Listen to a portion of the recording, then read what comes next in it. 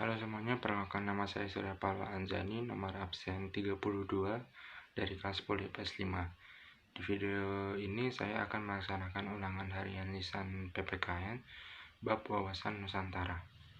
Di soal nomor 1 yaitu pengertian wawasan Nusantara.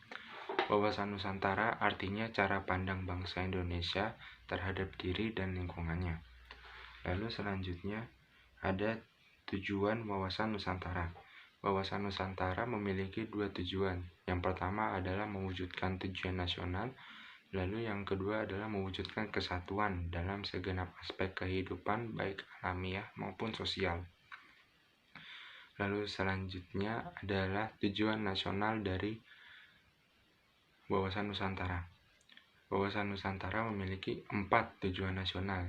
Yang pertama adalah melindungi segenap bangsa Indonesia dan seluruh tumpah darah bangsa Indonesia.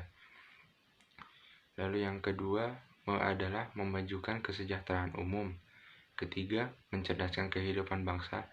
Dan yang terakhir atau yang keempat adalah ikut melaksanakan ketertiban dunia yang berdasarkan kemerdekaan, perdamaian abadi, dan keadilan sosial. Lalu selanjutnya adalah fungsi wawasan Nusantara. Wawasan Nusantara sendiri memiliki 4 fungsi.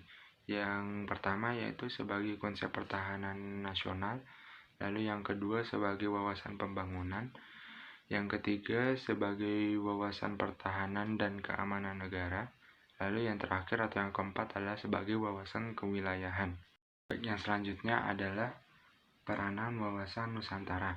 Wawasan Nusantara memiliki peran antara lain yang pertama adalah mewujudkan serta memelihara persatuan dan kesatuan bangsa. Yang kedua adalah menumbuhkan rasa tanggung jawab. Yang ketiga adalah menegakkan kekuasaan guna melindungi kepentingan nasional. Lalu yang terakhir atau yang keempat adalah menjalin hubungan internasional dalam upaya ikut menegakkan perdamaian. Lalu selanjutnya adalah mengapa Indonesia menerapkan wawasan Nusantara. Alasan mengapa Indonesia menerapkan wawasan Nusantara adalah karena konsep wawasan Nusantara lahir sebagai respon atas kebutuhan untuk meningkatkan integrasi nasional. Selanjutnya yaitu apa yang dimaksud Trigatra dalam wawasan Nusantara. Trigatra dalam wawasan Nusantara antara lain ketahanan secara geografis, ketahanan sumber daya alam, lalu yang terakhir adalah ketahanan penduduk. Lalu selanjutnya adalah apa yang dimaksud dengan Pancagrata Gatra dalam wawasan Nusantara. Pancagatra sendiri artinya adalah 5 gatra, yang berarti gatra tersebut ada 5. Yang pertama adalah ketahanan dalam aspek ideologi, yang kedua adalah ketahanan dalam aspek politik, yang ketiga adalah ketahanan dalam aspek ekonomi, yang keempat adalah ketahanan dalam aspek sosial budaya, lalu yang terakhir atau yang kelima adalah ketahanan dalam aspek pertahanan keamanan. Baik, soal selanjutnya adalah mengapa di dalam konsep wawasan Nusantara kita harus memperhatikan aspek Trigatra dan Pancagatra.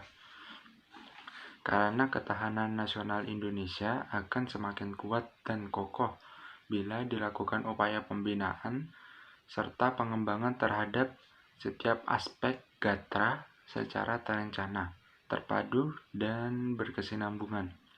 Lalu selanjutnya adalah apa yang dimaksud dengan perwujudan wawasan Nusantara. Perwujudan wawasan Nusantara yaitu sebagai konsep untuk mempertahankan dan melestarikan bangsa dan negara, serta wawasan Nusantara harus diwujudkan dalam kehidupan nyata bangsa Indonesia.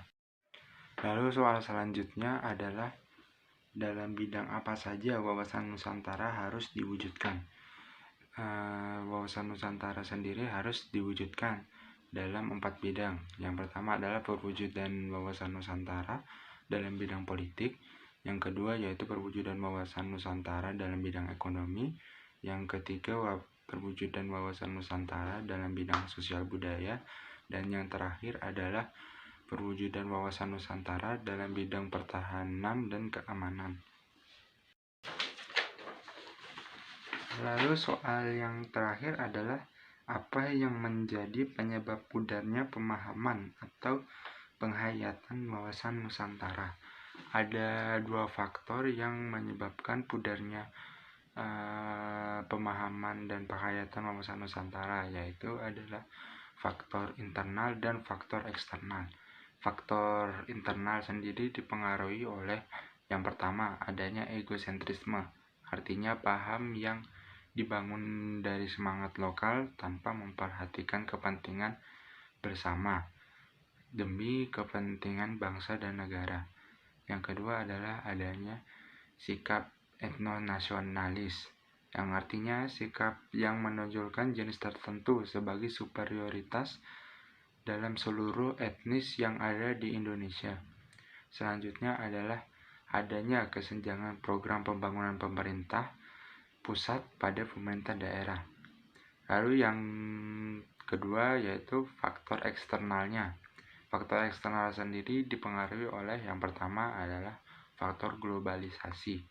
Yang kedua adalah faktor pengaruh dari konstelasi politik internasional.